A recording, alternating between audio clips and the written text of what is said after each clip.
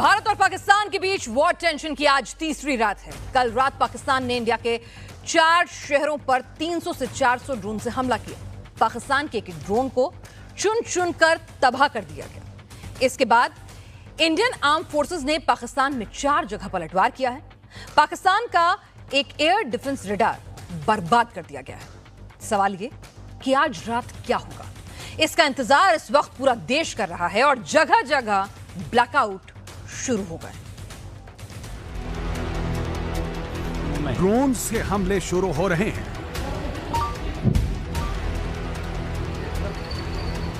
गोले दागे जा रहे हैं। आर्टिलरी से हमले हो रहे हैं। प्लेन से अटैक होने लगे हैं। जम्मू कश्मीर में एलओसी हो या राजस्थान से गुजरात तक इंटरनेशनल बॉर्डर हो, हर जगह हर लोकेशन पर धमाके हो रहे हैं। पाकिस्तानी सेना ने नियंत्रण रेखा पर भारी कैलिबर वाले हथियारों से गोलीबारी भी की।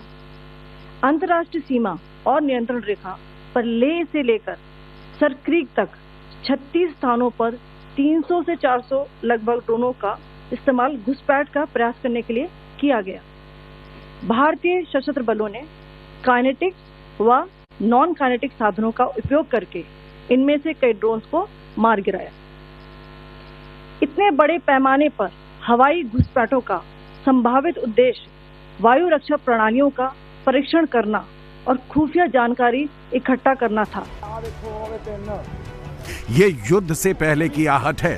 ये वो लाइन है जिसको क्रॉस करते ही जंग शुरू होती है। वो लाइन अब क्रॉस होने वाली है। 7-8 मई की रात को पाकिस्तानी सेना ने हिंदुस्तान के 15 शहरों पर हमला किया। 8-9 मई की रात को पाकिस्तानी आर्मी ने 11 शहरों को टारगेट किया। 2 रातों को पाकिस्तानी सेना ने हद पार कर दी। ये अलग बात है कि पाकिस्तान की एक भी मिसाइल, एक भी बम, एक भी ड्रोन हिंदुस्तान का सुरक्षा कवच पार नहीं कर पाया। ना सेना को ना नागरिकों को कहीं पर कोई नुकसान हुआ। लेकिन जिन जगहों पर मुनीर की सेना ने हमला किया वो एक्ट ऑफ वॉर में आता है। जम्मू के एयरफोर्स स्टेशन पर हमला किया गया। पठानकोट में एयरबेस को निशाना बनाया गया। जालंधर में सेना के हथियार डिपो को टारगेट करने की कोशिश की गई। भुज एयरबेस, फलौदी एयरबेस में भी हमले की कोशिश हुई। बटिंडा मिलिट्री बेस है, होशियारपुर में आर्मी बेस है, यहाँ पर भी टारगेट करने की कोशिश की गई। ऐसी कई जगह सीधे सीधे सेना को टारगेट किया है। ड्रोन के मलबे की फोरेंसिक जांच की जा रही है। प्रारंभिक रिपोर्ट्स से पता चलता है कि वे तुर्की के असीस गार्ड सोंगर ड्रोन्स हैं। सायरन अभी भी बज रहे हैं।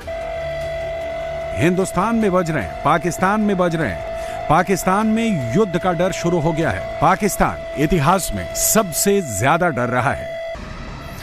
युद्ध कितना पास है, इसका सबूत रक्षा मंत्रालय का ये नोटिफिकेशन दिखा रहा है। सेना को हर एक ऑफिसर को तत्काल बुलाने की परमिशन दे दी गई है।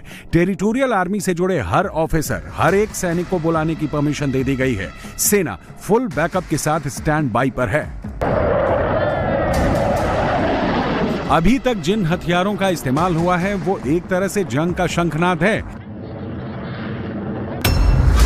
पाकिस्तान ने फाइटर जेट JF-10, F-16 का इस्तेमाल किया। फाइटर जेट से PL-15 मिसाइल से हमला किया। बुराक और शापार्ड ड्रोन से हमला किया। आर्टिलरी गन, हॉविट्जर तोप से शेलिंग की। HQ-9 anti air defence system से मिसाइल लॉन्च की। मोटार दागे। LOC पर टाइप 54 हैवी मशीन गन से फायरिंग की। पाकिस्तान ने रात में गोले दागे जिनको दिन में ढूंढकर डिफ्यूज किया गया। LOC से लेकर बॉर्डर तक, अमृतसर से लेकर भुज तक, जम्मू से लेकर जैसलमेर तक पाकिस्तान के हमले के सबूत मौजूद हैं। अब बात स्ट्राइक से बहुत आगे बढ़ चुकी है। बात वार पलटवार से आगे निकल चुकी है। अब युद्ध एकदम पास आ गया है और इस युद्ध की तैयारी बॉर्डर से लेकर दिल्ली तक की जा रही है। इस फोटो को देखिए। इस तस्वीर में CDS, army chief, air force chief, navy chief, सबकी यूनिफॉर्म को देखिए। अब आज की तस्वीर देखिए। तीनों फोर्सेस के चीफ की यूनिफॉर्म बदल चुकी है। CDS भी कॉम्बैट ड्रेस में है। कॉम्बैट ड्रेस का मतलब क्या होता है? जंग। तीनों फोर्सेस वॉर मोड में है। अमित शाह ने BSF और CISF के DG के साथ मीटिंग की। जब जंग शुरू होगी तो आर्मी सबसे आगे होगी। BSF और CISF second line of defence है। हिंदुस्तान की सेकंड लाइन ऑफ डिफेंस अगर अलर्ट मोड में है तो युद्ध आसपास है। बीएसएफ में 2,70,000 जवान हैं। बीएसएफ में air wing, water wing, artillery wing और स्पेशल ऑपरेशन विंग होती है। बीएसएफ 1971 पाकिस्तान युद्ध और करगिल जंग का हिस्सा रही है। हिंदुस्तान जितनी तैयारी कर रहा है, पाकिस्तान का बीपी उतना ही बढ़ रहा है। पाकिस्तान की सेना बलूचिस्तान में फंसी है। पाकिस्तान रो रहा है। पीओके को बचाएंगे तो बलूचिस्तान हाथ से निकल जाएगा। बलूचिस्तान को बचाएंगे तो पीओके इंडियन आर्मी वापस ले लेगी। बलूचिस्तान में करीब 30% पाकिस्तानी आर्मी फंसी हुई है। पाकिस्तान ने ड्रोन भेजे थे, उनके वॉर रूम को ऐसे चुन चुन कर मारा है। इस वीडियो ने पाकिस्तान को डरा दिया है। पाकिस्तान और हिंदुस्तान में एडवांस टेक्नोलॉजी में जमीन आसमान का अंतर है। ये अंतर आसमान में पाकिस्तान को फिर से दिख जाएगा। अगर आसमान से हिंदुस्तान की सीमा में पाकिस्तान का लड़ाकू विमान घुसा तो बिना किसी मिसाइल से काउंटर किए ही वो हवा में टुकड़े टुकड़े हो जाएगा। ये कैसे होगा? इसके लिए डीआरडीओ का ये लेटेस्ट एडवांस वेपन देखिए। आसमान में भारत की सीमा में एक जहाज घुसता है। डीआरडीओ ने इसे ट्रेस किया और फिर दुश्मन के जहाज के ऊपर अचानक से ग्रीन कलर की एक लेजर बीम जैसी लाइट दिखाई देने लगती है। 3 सेकंड से भी कम समय में हरे रंग की ये लेजर बीम्स इस जहाज पर 10 से ज्यादा बार ब्लिंक होती है। इसके बाद अचानक जहाज में आग लग जाती है। देखते ही देखते कुछ ही मिनटों में ये जहाज जमीन पर गिर जाता है। लेकिन ये सब अचानक नहीं हुआ है, ना ही इस जहाज में किसी खराबी के कारण आग लगी है, बल्कि दुश्मन के इस जहाज पर लेजर गन से अटैक हुआ है और ये हमला किया है भारत ने। लेजर हथियार से अटैक के इस वीडियो को देखकर पाकिस्तान की एयरफोर्स भी कांप गई होगी। ये भारत का लेजर हथियार है। दुश्मन का फाइटर जेट हो या फिर मिसाइल या ड्रोन, पलक झपकते ही भारत उसे मार गिराएगा। इस लेजर हथियार को डीआरडीओ ने बनाया है। 30 किलोवाट का ये लेजर हथियार 5 किलोमीटर दूर तक दुश्मन के जहाज, मिसाइल और ड्रोन को मार गिराने में कैपेबल है। युद्ध होगा तो इंडियन फोर्सेस डिफेंस ने अटैक करेंगे, जैसे पाकिस्तान के आतंकी अड्डों पर किया। इंडियन एयरफोर्स ने ही घातक ड्रोन और मिसाइलों के जरिए पाकिस्तान के 9 आतंकी अड्डों को तबाह कर दिया और अब इंडियन एयरफोर्स भी नेक्स्ट ऑपरेशन के लिए तैयार है। इस वक्त राफेल, Su-30 MKI, तेजस, जगुआर और मिराज 2000 फॉरवर्ड एयरबेस पर तैनात जरूर होंगे। एंटी एयर डिफेंस सिस्टम के बाद अब अटैक ड्रोन एक्टिव होंगे। इंडिया के पास कुल 513 फाइटर जेट्स हैं और अभी इन फाइटर जेट्स के निशाने पर पाकिस्तान है। युद्ध एकदम पास है, इसलिए तैयारी भी फाइनल फेज में है।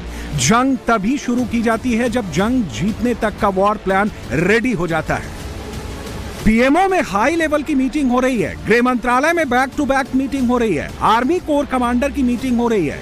ये तैयारी स्ट्राइक के बाद की है। मतलब साफ है कि बहुत बड़ी तैयारी हो रही है। पाकिस्तान को फाइनल सबक सिखाने के लिए सरकार तैयार है। आर्मी एयरफोर्स के साथ साथ इंडियन नेवी भी एक्टिव है। नेवी के वेस्टर्न कमांड का पूरा फोकस इस वक्त पाकिस्तान पर है। अरब सागर में हिंदुस्तान ने अपने एयरक्राफ्ट कैरियर आईएनएस विक्रांत को उतार रखा है, क्योंकि जंग हुई तो इसी पानी में आग लगेगी।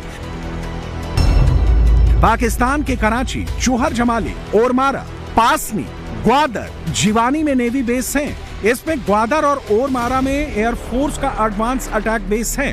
पासनी और कराची में एयरफोर्स की फॉरवर्ड एयर बेस है। कराची में 30th कोर का हेडक्वार्टर भी है। पाकिस्तान ने समंदर के रास्ते पर पहरा बढ़ाया है। आईएनएस विक्रांत के निशाने पर पाकिस्तान के नेवी बेस है। एक ऑर्डर मिलते ही पाकिस्तानी बंदरगाह कब्रगाह में तब्दील हो जाएंगे। आईएनएस विक्रांत पर 30 फाइटर जेट्स की तैनाती की गई है। MiG-29 के, कमो 32, MH-60R जैसे अटैक हेलीकॉप्टर आईएनएस विक्रांत पर तैनात हैं। ऐसी युद्ध नीति 1971 में बनी थी, लेकिन अकेले विक्रांत ने पाकिस्तान का गुरूर तोड़ दिया था। इस बार भी ऐसा होगा। इस बार विक्रांत के साथ कई और साथी भी होंगे। जल, थल और नभ, हिंदुस्तान ने तीनों तरफ से अपनी सुरक्षा और हमला दोनों की तैयारी कर रखी है। भारत ने फ्रंट लाइन और डिफेंस लाइन दोनों को तैयार किया है और हिंदुस्तान की जंगी तैयारियों का डर अब पाकिस्तान में दिखने भी लगा है। पाकिस्तान के रक्षा मंत्री अब सेकंड लाइन ऑफ डिफेंस की बात कर रहे हैं। पाकिस्तान के सेकंड लाइन ऑफ डिफेंस में आर्मी, एयरफोर्स या नेवी नहीं आती है। कोई सेना की रिजर्व टुकड़ी भी नहीं आती है। पाकिस्तान की सेकंड लाइन ऑफ डिफेंस में आतंकी होते हैं। पाकिस्तान में मदरसों के आतंकियों को जंग में उतारने की बात हो रही है। कट्टरपंथियों को हिंदुस्तान के खिलाफ युद्ध में लड़ने को भेजने की बात हो रही है। भारत के खिलाफ फिर से नापाक और घिनौनी साजिश रची जा रही है। हिंदुस्तान ने जिस तरीके से पाकिस्तानी हमले को नाकाम किया, जिस तरीके से पाकिस्तान को धूल चटाई, उससे पाकिस्तान में आर्मी की साख बर्बाद हो चुकी है। पाकिस्तानी सेना का जनरल मुल्ला आसिम मुनीर अब किसी को मुंह दिखाने के काबिल नहीं रह गया है। जिस मुनीर के किस्से सुनाए जा रहे थे, उसका नाम तक नहीं लिया जा रहा है। आसिम मुनीर इस वक्त कहां है, यह पाकिस्तान में किसी को नहीं पता है। आसिम मुनीर के बारे में बातें करना पाकिस्तानी नेताओं ने बंद कर दिया है। पाकिस्तान इस जंग के लिए आसिम मुनीर को जिम्मेदार मान रहा है। आसिम मुनीर ने पाकिस्तानी सेना के हथियार बेच डाले और अब पाकिस्तानी सेना के पास हिंदुस्तान से मुकाबला करने की ताकत नहीं है। इसलिए पाकिस्तान के लोग मुल्ला आसिम मुनीर को लानत भेज रहे हैं। उन्हें मुनीर पर कोई भरोसा नहीं रह गया है। जब भारत ने ऑपरेशन सिंदूर लॉन्च किया था, तब सिर्फ पाकिस्तानी आतंकियों के अड्डों को निशाना बनाया था। भारत ने चेतावनी भी दी थी कि पाकिस्तान इस बात को बढ़ाए ना, लेकिन पाकिस्तान को भारत की बात समझ में नहीं आई। पाकिस्तान ने भारत की बात नहीं मानी और अब पाकिस्तान पर अंतिम प्रहार होगा, जो पाकिस्तान का पूरा नक्शा बदल देगा।